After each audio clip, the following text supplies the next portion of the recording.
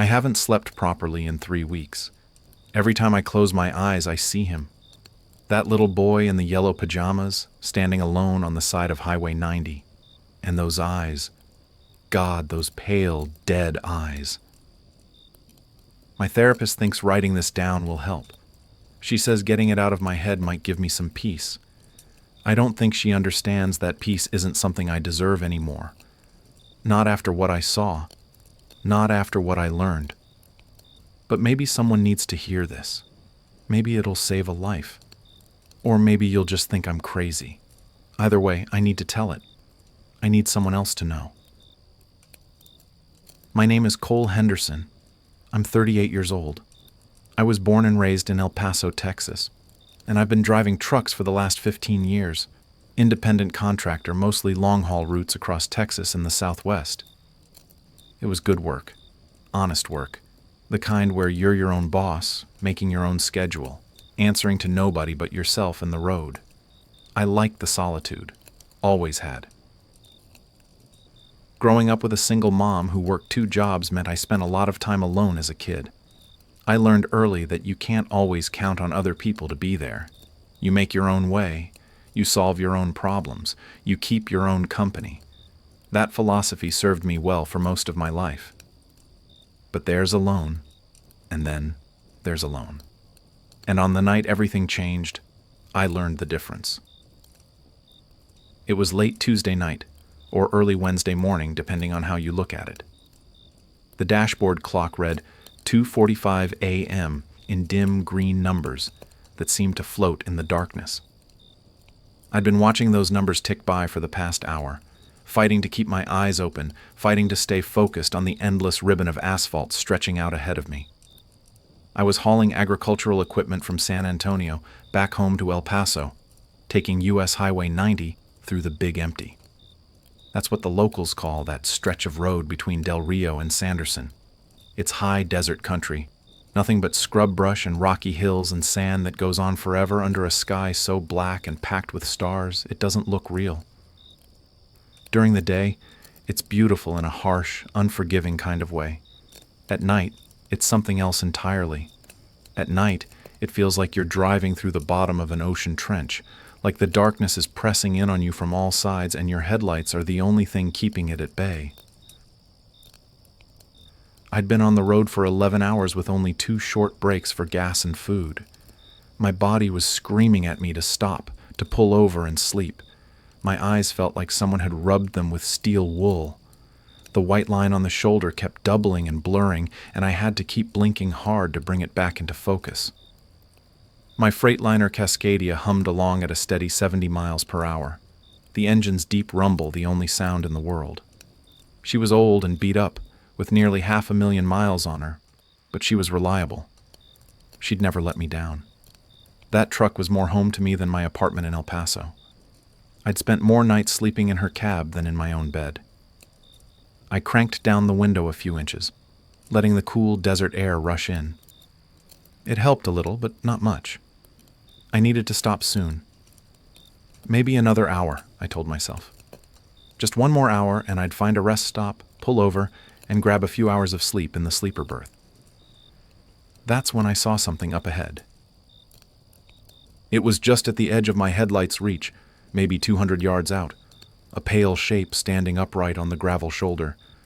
At first I figured it was a mile marker or maybe a piece of trash that had blown up against a fence post, but as I got closer it didn't move, didn't blow away, just stood there, perfectly still. My hands tightened on the steering wheel. Something about it made the hair on the back of my neck stand up. I squinted, trying to make out what it was. The shape was too tall to be a mile marker, too defined to be a trash bag, and there was something about the proportions that seemed off in a way I couldn't quite put my finger on. Then I was passing it, and my headlights swept across it full on for maybe a second, maybe less. It looked like a child, a small figure standing perfectly straight on the shoulder, pale and motionless, not waving, not moving, just standing there in the middle of nowhere at 3 a.m. "What the hell?" I muttered, my foot instinctively easing off the gas. The figure disappeared behind me, swallowed by the darkness and the red glow of my taillights. I stared into my side mirror, but I couldn't see anything back there. Just the empty road and the dark desert stretching out forever on both sides. My heart was hammering now. Wide awake. No more thoughts of sleep. It had to be my imagination. Fatigue playing tricks on me. People see things when they're tired, right? Shadows that look like people. Signs that look like animals. Your brain fills in the gaps with whatever it's worried about. But it had looked so real. So solid. A little kid in what looked like light-colored clothes, standing alone on the side of the highway. I tried to keep driving. Told myself it was nothing. Told myself I was seeing things. But the image wouldn't leave my head. What if it really was a kid? What if some family had pulled over and their child had wandered off? What if there'd been an accident and someone was hurt? What kind of person just drives past a child standing alone in the desert? I thought about my own childhood. All those nights alone in our apartment when my mom was working late. How scared I'd been. How certain I was that something bad was going to happen and nobody would come to help. I thought about how it felt to be small and alone and terrified. My foot moved to the brake before I'd fully decided what I was doing. The air brakes hissed and groaned as I slowed the Freightliner down. I guided her onto the shoulder, gravel crunching and popping under the tires. I came to a stop maybe a quarter-mile past where I'd seen the shape. I sat there with the engine idling, staring at the darkness behind me in my side mirror. Every nerve in my body was screaming at me, not the tired, rational part of my brain that was trying to convince me I'd imagined it. This was something deeper, something animal. The same instinct that kept our ancestors alive when they heard something moving in the dark. The voice that says, "Danger, predator, run." But I was exhausted, and exhausted people don't trust their instincts. They second-guess themselves. They rationalize. "Probably just a reflector," I said out loud to the empty cab. "Or a piece of debris. You're seeing things," but even as I said it, I was putting the truck in reverse. The backup alarm started beeping, the sound piercing and wrong in the silent desert night. My reverse lights flooded the road behind me with harsh white light. I crept backwards slowly, watching my mirrors, scanning the shoulder for any sign of what I'd seen. And then my headlights caught it again. There was no mistaking it this time. It was a child, a little boy, maybe 6 or 7 years old, standing on the gravel shoulder in the exact same spot. He hadn't moved an inch. He was wearing pajamas, pale yellow with long sleeves and long pants, the kind little kids wear to bed. But his feet were bare, pale and small against the dark gravel. The pajamas were clean. That's what got me. Spotlessly clean, like they'd just come out of the dryer. Not a speck of dust on them, which made no sense at all. The desert wind out here kicks up dust constantly. It gets into everything, your hair, your clothes, your teeth. But this kid's pajamas looked freshly laundered. His hair was pale too, almost colorless in my headlights, fine and wispy like dandelion fluff. It hung limp around his face, not moving even though I could feel the wind buffeting my truck. And he was just standing there, not crying, not waving his arms, not doing anything a lost, scared kid should be doing. Just staring at my truck with eyes that caught the light and threw it back at me. I put the Freightliner in park but kept the engine running. My hand reached for the door handle and stopped. Something inside me was screaming not to get out. Every instinct I had was telling me to lock the doors, put the truck in drive, and get the hell out of there. But I couldn't. What if he really was just a lost kid? What if I drove away and later found out some little boy had died out here in the desert because I was too chicken shit to stop and help? I'd have to live with that for the rest of my life. So I opened the door. The cold hit me like a physical slap. It shouldn't have been cold. This was September in West Texas, still warm at night, even in the desert. But the air that rushed into my cab felt like January. Colder than January even. It felt like standing in front of an open freezer. And the smell. God, the smell. It didn't smell like the desert. No sage, no dust, no dry earth. It smelled like something old and rotten, like meat that had been buried and dug up again, like a grave.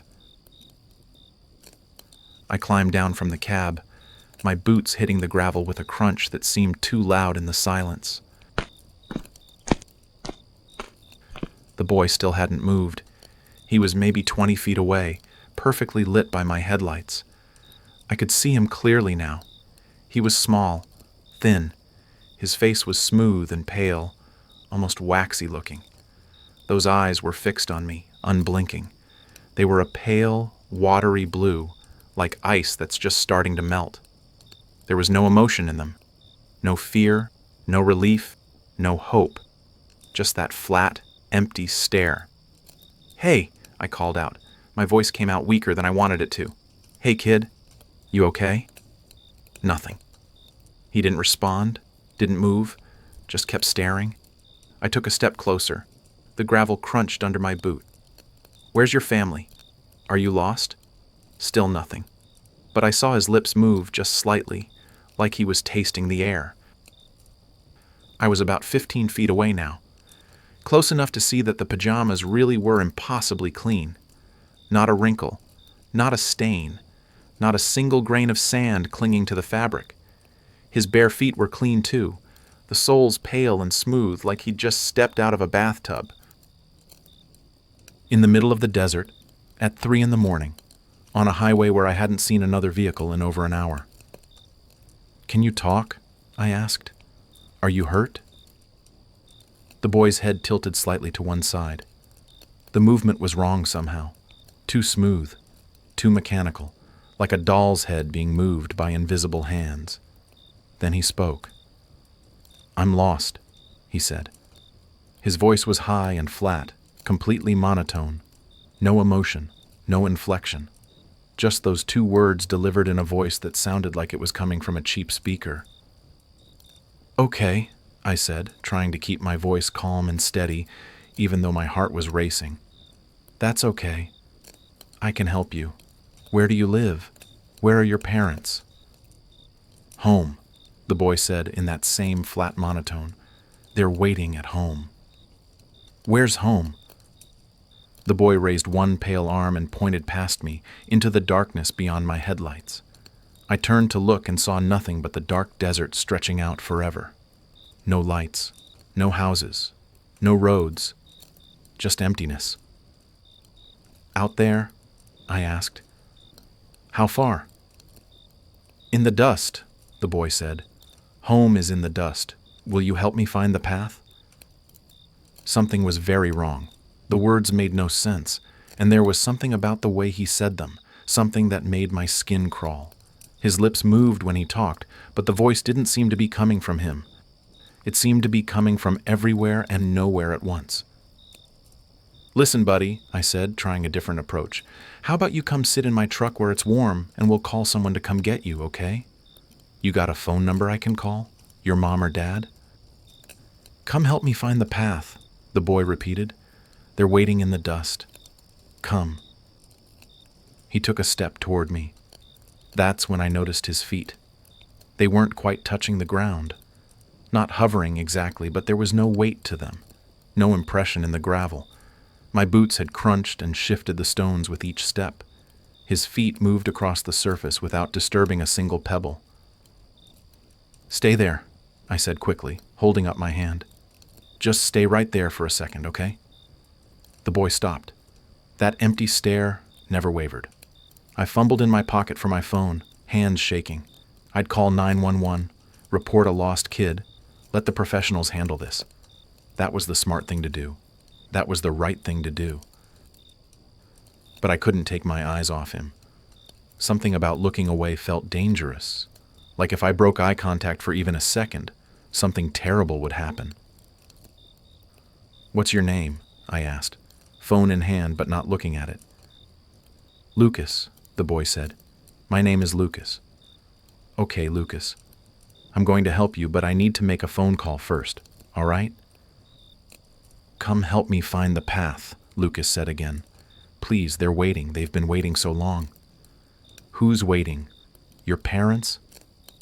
Everyone, Lucas said, his head tilted the other way. Everyone who went into the dust. They're all waiting. Don't you want to see them? My finger hovered over the 911 button on my phone, but something made me hesitate. I looked at Lucas again, really looked at him. The clean pajamas, the too pale skin, the eyes that didn't blink, the feet that didn't quite touch the ground. And then I noticed something else, something that made my blood turn to ice. The boy's shadow was wrong. My headlights were shining directly on him from behind me, which meant his shadow should have been stretching out behind him, away from me. But it wasn't. His shadow was pooling at his feet, dark and thick like oil, like it was too heavy to be cast properly. Lucas, I said slowly, why don't you turn around for me? Why? He asked in that flat, emotionless voice. Just turn around. Let me see if you're hurt on your back or anything. For a long moment, Lucas didn't move. We stood there staring at each other in the harsh glare of my headlights, and I could feel sweat running down my back despite the unnatural cold. Then, slowly, Lucas began to turn, and that's when I saw it. There was something attached to his back. At first, I couldn't process what I was seeing. My brain refused to make sense of it. It looked like a cord or a root, thick as a garden hose, running from the small of the boy's back down to the ground. But it wasn't lying on the gravel like a normal cord would. It was sinking into it, phasing through the surface of the desert floor like the ground was made of water. The thing was dark, the color of dried blood mixed with old leather. It had a texture like tree bark, all rough and gnarled, with things that looked like veins running along its length. And it was pulsing, slowly, rhythmically, like a heartbeat, like something was being pumped through it. I stood there frozen, my phone forgotten in my hand, just staring at this impossible thing. The cord disappeared into the boy's back without any break in the skin, no wound, no seam. It just went into him like it had always been part of him, like he'd been grown from it instead of born. What? My voice came out as a whisper. I had to swallow and try again. What is that? What's on your back? Lucas went completely still. The kind of still that nothing living should be able to achieve, not even a tremor of breath, not even the tiny unconscious movements that every human body makes. Then his head turned. Just his head, rotating slowly on his neck while his body stayed facing away from me. It turned further than any human head should be able to turn, swiveling around until he was looking at me over his own shoulder. Those pale blue eyes locked onto mine. The temperature dropped. I mean it actually, physically dropped. I could see my breath suddenly fogging in the air. Frost started forming on the chrome of my truck's grill behind me. I heard it crackling. You are not supposed to see that, Lucas said. But it wasn't Lucas's voice anymore. It wasn't that flat, childish monotone. This was something else entirely.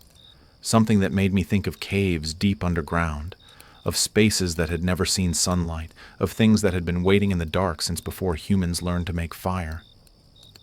The voice had layers. I could hear the child's voice underneath. But there were others too. Old voices, young voices, men and women and children all speaking at once. And underneath all of them was something that wasn't a voice at all. Just a sound like wind howling through a canyon, like rocks grinding together, like the earth itself groaning. Every cell in my body screamed at me to run. This wasn't a child. This wasn't anything that had ever been a child. This was something wearing a child's shape like a mask, and I had just seen what it really was underneath. I have to go, I heard myself say. My voice sounded distant, like it was coming from someone else. I have to go right now. Stay, the Lucas thing said with all those voices.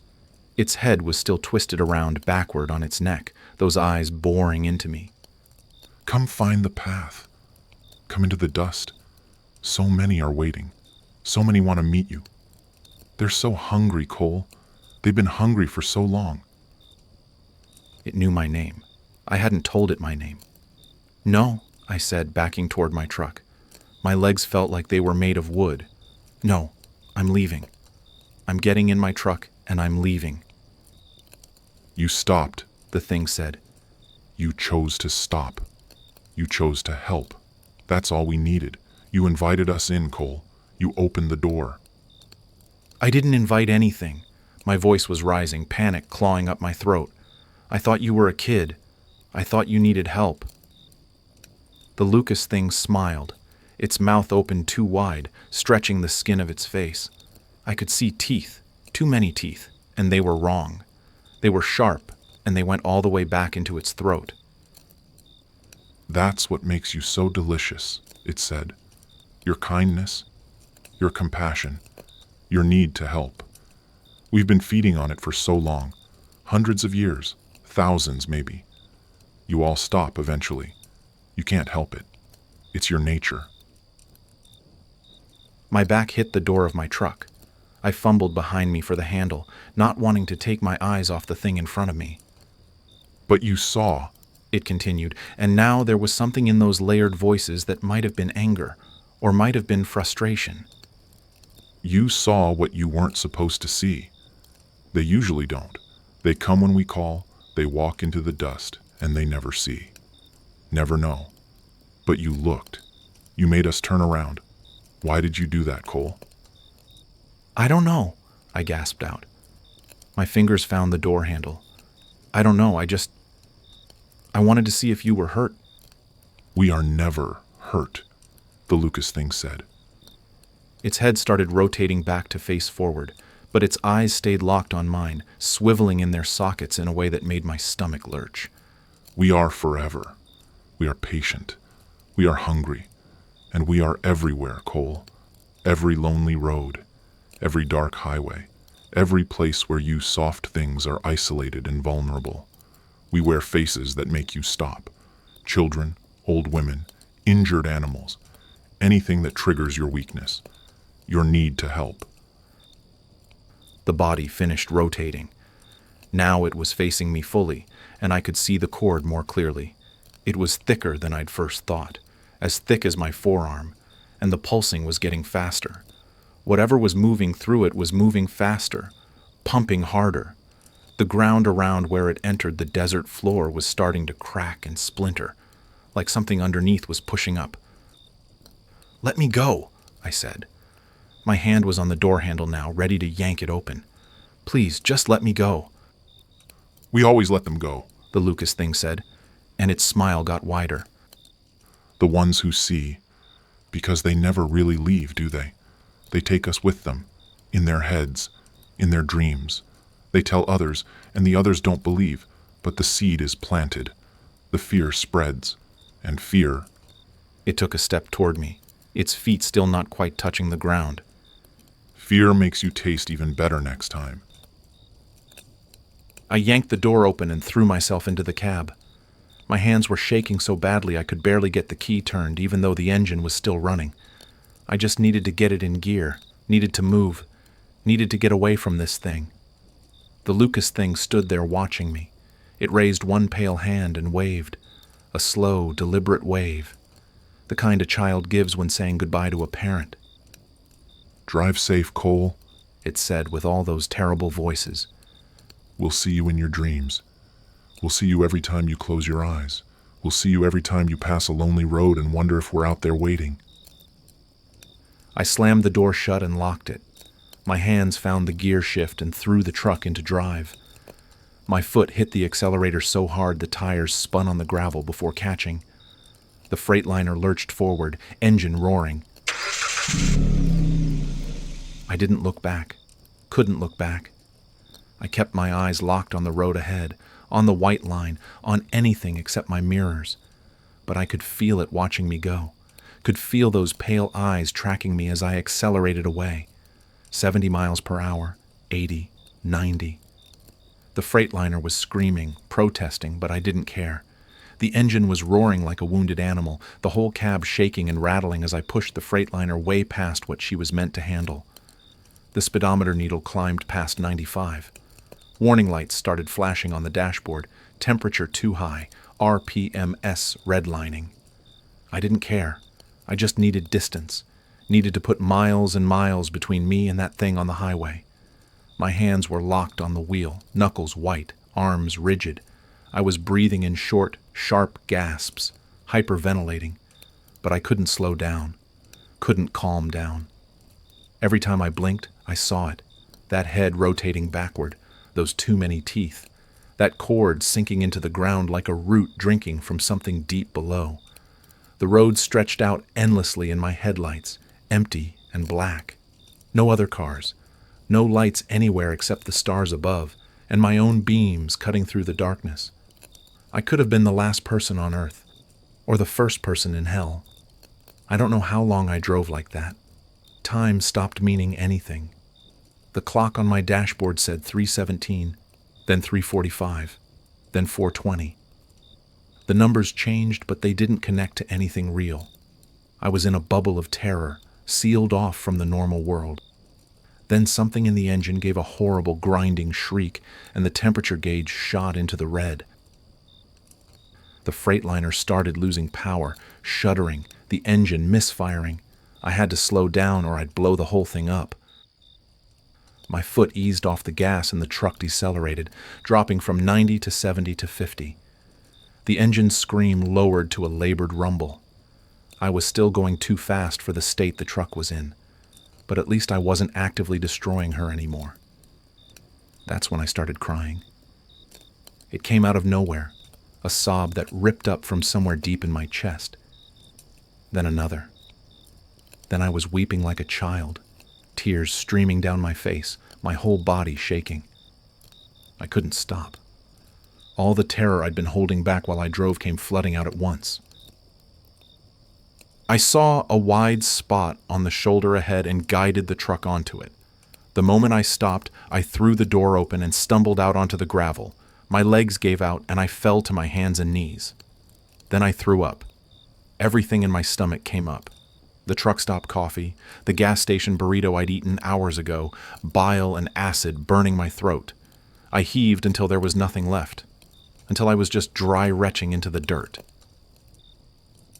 I stayed there on my hands and knees, spitting and gasping, my whole body trembling.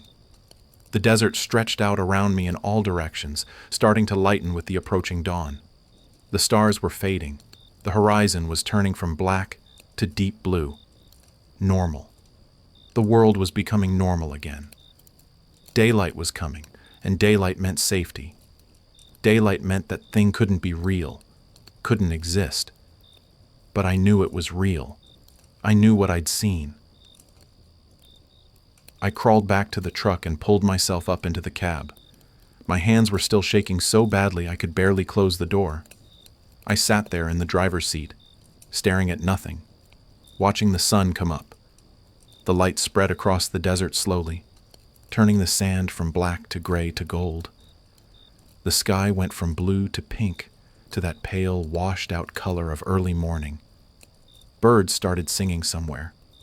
A car drove past, the first vehicle I'd seen in hours, and I nearly sobbed with relief at the sight of it. Normal people, normal life. The real world still existed.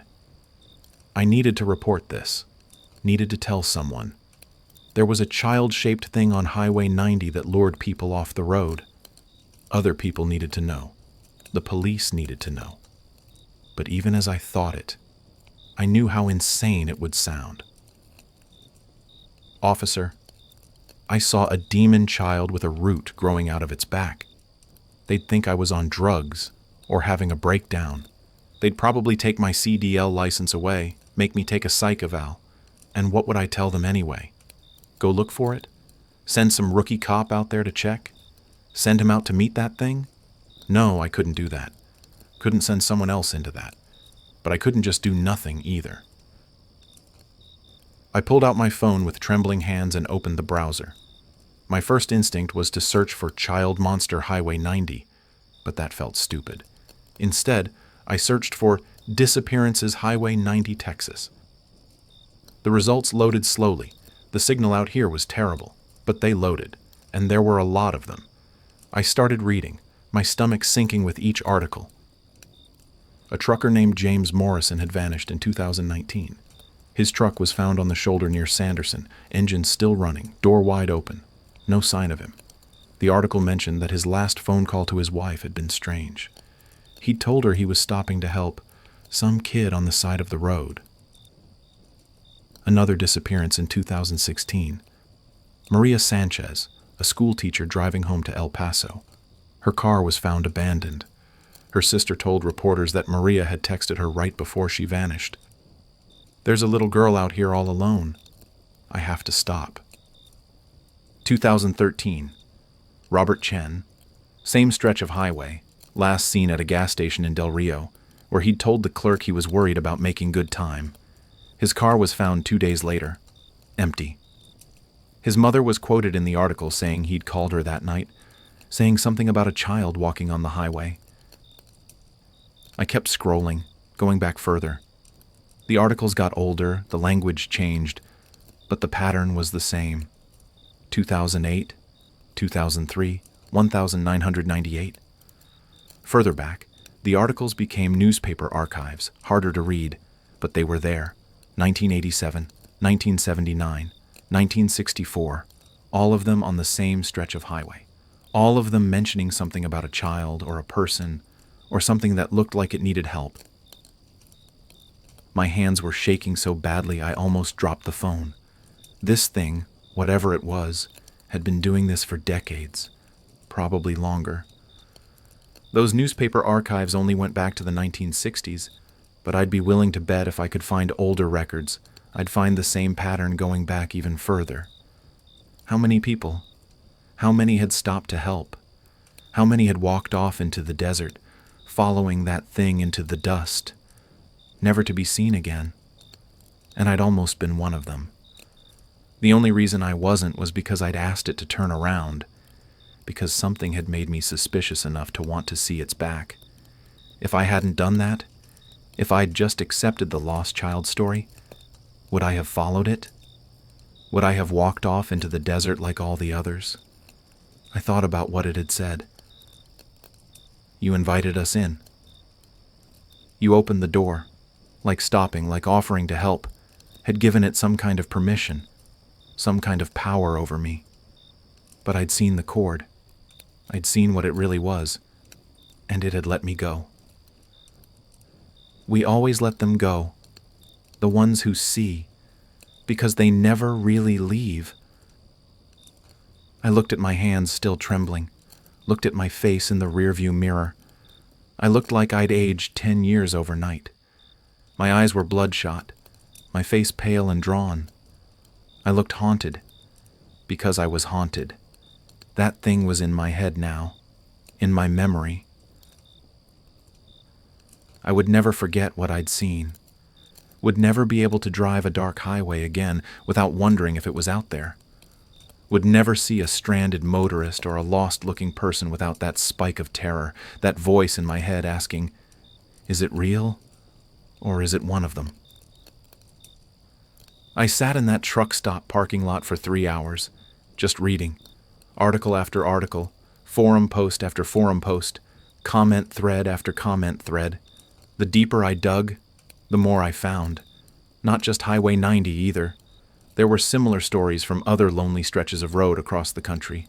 Different states, different highways, but the same pattern. People vanishing after reporting they'd seen someone who needed help. A trucker in Montana who'd stopped for an elderly woman with a flat tire, gone. A college student in Nevada who'd pulled over for what looked like an injured hiker, never seen again. A family in Arizona whose dash cam footage showed them slowing down for a small figure on the roadside. The footage ended there. The car was found empty 3 days later, but Highway 90 had more than anywhere else.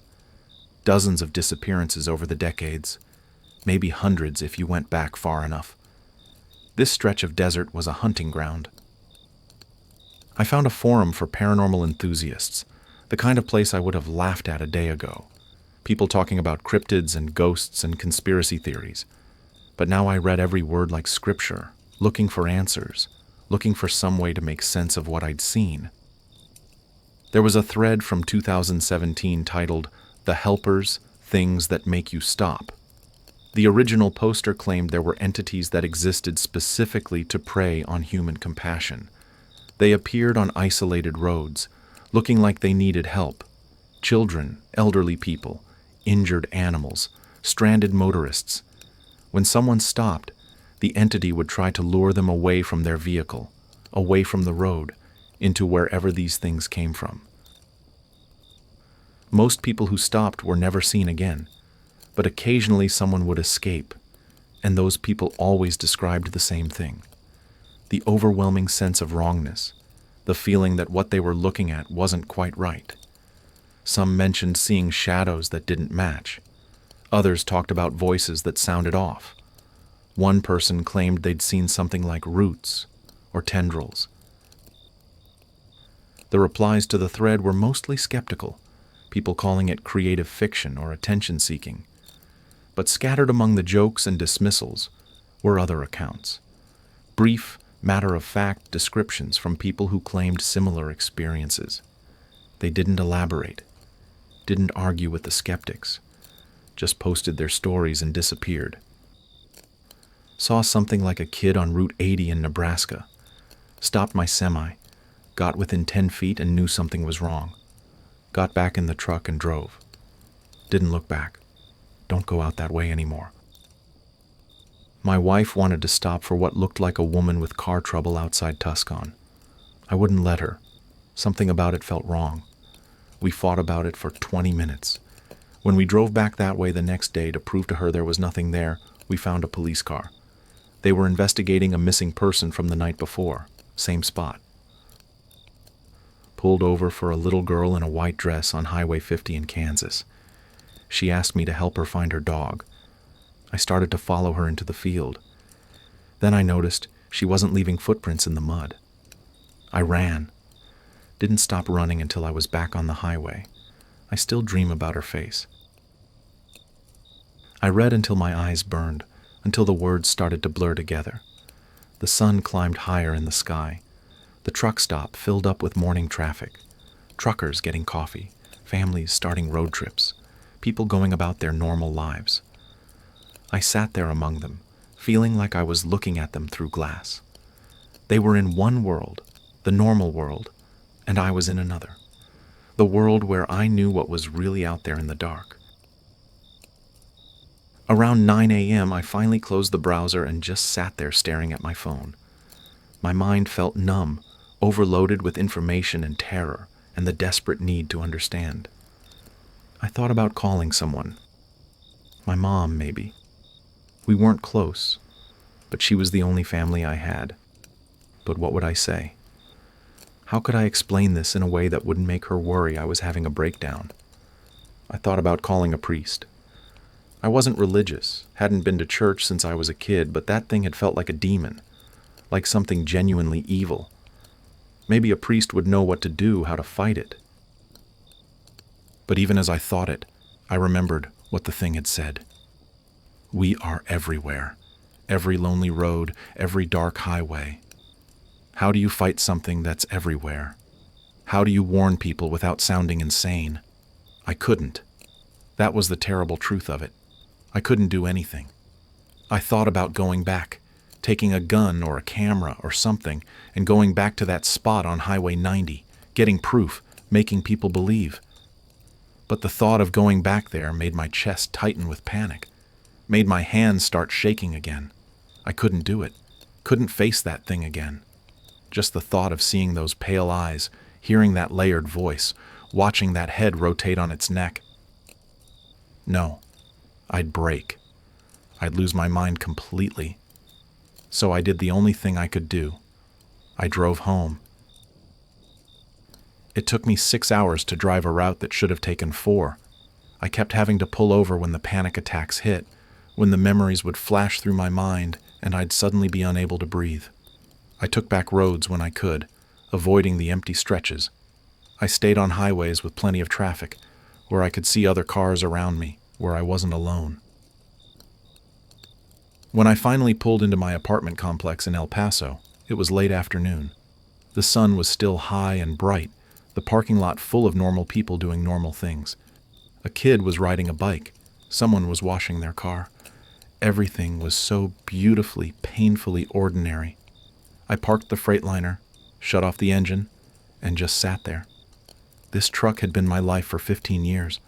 My home, my office, my escape. Now I couldn't stand to be in it. Couldn't stand the thought of taking another haul, of spending another night on a dark highway. I grabbed my bag from the sleeper berth and walked to my apartment.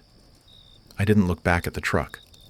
Inside, I locked the door, closed all the blinds, and stood in the middle of my living room. The apartment felt strange, like I'd been gone for months instead of just a few days. Everything was exactly where I'd left it, but it all felt wrong, distant, like I was looking at someone else's life. I went to the bathroom and looked at myself in the mirror. I looked terrible, pale, drawn, eyes haunted. I looked like someone who'd seen something they shouldn't have. Someone who'd glimpsed behind the curtain of reality and found something monstrous staring back. I tried to sleep that night, but sleep wouldn't come. Every time I closed my eyes, I saw it. Lucas, with his pale eyes and too wide smile. That cord pulsing and writhing, that head rotating backward. We'll see you in your dreams. It was right. It had known. This was the real curse. Not being taken into the dust. Not vanishing like all those other people. The curse was knowing, seeing, carrying this knowledge around like a weight in my chest. I lasted 3 days before I called my dispatcher and quit. Told him I was done with trucking, that I was selling the Freightliner, that I couldn't do it anymore. He tried to talk me out of it. I'd been a reliable driver for years. Good safety record, always on time. But I wouldn't budge. I couldn't tell him the real reason. Couldn't tell him that the thought of being out on a dark highway again made me want to vomit. That I'd never feel safe in the dark again. I sold the Freightliner for half what it was worth. Didn't even try to negotiate. I just wanted it gone. Wanted to sever that last connection to the road. The buyer was a young guy, maybe 25, fresh into the independent trucking business. He was excited, talking about the routes he was planning, the freedom of the open road. I wanted to warn him. Wanted to grab him by the shoulders and tell him to be careful. To never stop for anything on a dark highway. To trust his instincts when something feels wrong. But I didn't. He would have thought I was crazy. And maybe I was. Instead, I just handed him the keys and walked away. That was 3 weeks ago. Since then, I've barely left my apartment. I got a job doing data entry for an insurance company, something I can do from home. The pay is terrible compared to trucking, but at least I never have to drive at night, never have to be alone on an empty road. But it doesn't matter. The thing was right. You never really leave. I don't sleep anymore. Not really. I lie down and close my eyes, and within minutes, I'm back on that highway.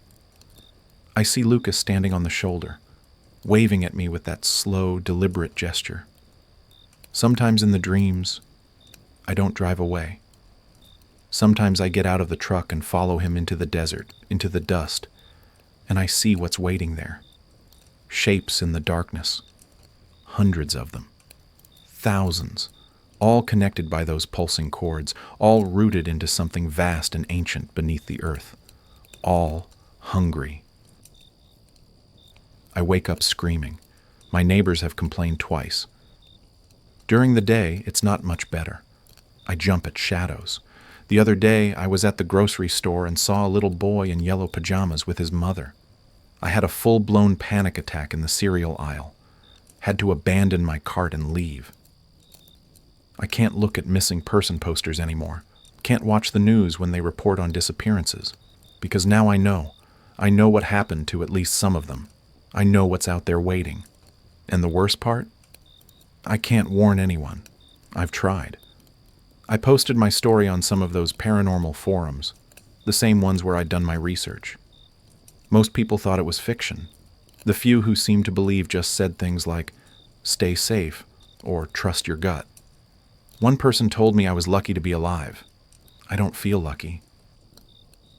I called the Texas Highway Patrol once, 2 weeks ago, told them there was something dangerous on Highway 90, that people needed to be warned. The dispatcher was polite but dismissive, asked if I'd witnessed a crime or seen an accident. When I couldn't give her a straight answer, she suggested I call back if I had concrete information to report. I hung up. What concrete information could I give? There's a demon child that lures people off the road? They'd send a welfare check, not a patrol car. So I'm stuck with this knowledge, this burden. I know something is out there. Something old and patient and hungry. Something that's been feeding on human compassion for longer than I can imagine. And I know I can't stop it. Can't fight it. Can't even warn people about it in any meaningful way. My therapist, I finally broke down and found one, keeps telling me I experienced a trauma. That my mind is processing something it doesn't understand. That the fear response is natural. She wants to put me on medication, wants me to do exposure therapy, gradually work my way back to feeling safe. But how do you feel safe when you know the truth?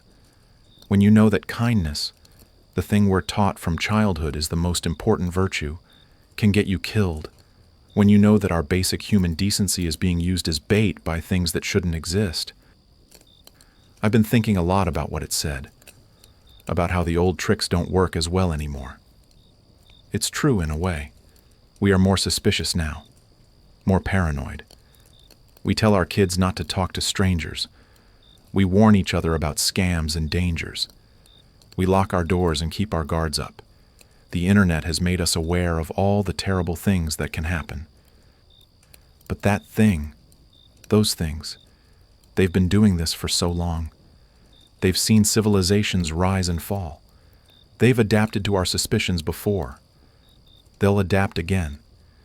And in the meantime, they're still out there, still waiting on dark roads for someone compassionate enough, tired enough, lonely enough to stop. Someone who still believes that helping others is worth the risk. I used to be that person. I used to think that being kind was never the wrong choice, that helping someone in need was always the right thing to do. Now I don't know what I believe. I've thought about ending it, if I'm being honest. The nightmares, the panic attacks, the constant fear, it's exhausting. It would be easier to just stop. But then I think about that thing winning, about it adding me to its collection, not through the dust, but through despair, and I can't give it that satisfaction, so I keep going. I wake up, I do my work, I try to function. And I write this all down, everything that happened, hoping that maybe someone will read it and understand, that maybe it'll save someone's life. If you're reading this, here's what I need you to know. I don't know what that thing was. A demon, maybe. An alien. Something from another dimension. Or maybe just a piece of the old world, something that existed before humans, that learned to use our own nature against us. It doesn't matter what it is. What matters is what it does. It uses our goodness as bait. Our compassion, our need to help, our inability to abandon someone who looks like they're suffering. It wears faces designed to make us stop. Children, elderly people, anyone vulnerable. And when we stop, when we offer help, we give it permission. We open the door. Most people who stop don't come back. They follow it into the dust, into wherever these things come from, and they're never seen again. But here's the thing that haunts me most. I saw the cord. I saw what it really was, and it was frustrated by that, annoyed, like its disguise was supposed to be better, like people weren't supposed to be able to see through it anymore. Maybe we are getting smarter. Maybe our paranoia, Our suspicion, our constant awareness of danger is actually protecting us. Maybe fewer people are stopping. Maybe fewer people are being taken. Or maybe it's just learning new tricks. Better disguises. More convincing stories. I don't have answers. I just have warnings. If you're ever driving at night on a lonely road and you see something that makes your heart say you should stop, don't. Trust your instincts. Trust that voice in the back of your head that says something is wrong. Lock your doors. Keep your foot on the gas.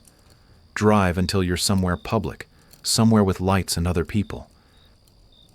And if you absolutely must help someone, if your conscience won't let you drive past, at least be smart about it. Stay in your vehicle. Call 911. Keep your distance. Watch for the things that don't make sense. The too clean clothes, the lack of footprints, the shadows that fall wrong. Watch for the things that make you stop and think, that's not quite right. Because that feeling, that instinct, might be the only thing that saves your life. I know I sound paranoid. I know I sound crazy. Maybe I am.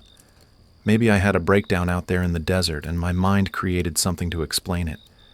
Maybe Lucas was just a lost kid and everything else was exhaustion and fear and my own imagination. But I don't think so. And deep down, you don't think so either. Because everyone has had that moment on a dark road, that feeling of being watched, that sense that something isn't quite right. We've all felt it. That ancient fear that lives in our bones. Now you know why. The thing is still out there, on Highway 90 and probably on 100 other roads just like it, waiting for the next person kind enough and unlucky enough to stop. Waiting with infinite patience because it has all the time in the world. And we don't. So please, please, if you take nothing else from this, take this. Being smart doesn't mean knowing what's out there in the dark. Being smart means knowing enough to keep your door locked and your foot on the gas. Because whatever it is, it's been waiting for you a lot longer than you've been driving. I still live in El Paso. I still don't sleep. I still jump at shadows and panic at the sight of children in yellow pajamas. The memory hasn't faded. If anything, it's gotten sharper, more vivid, more real. But I'm alive. I'm still here. And maybe that's enough. Maybe surviving is its own kind of victory, even if you never really escape.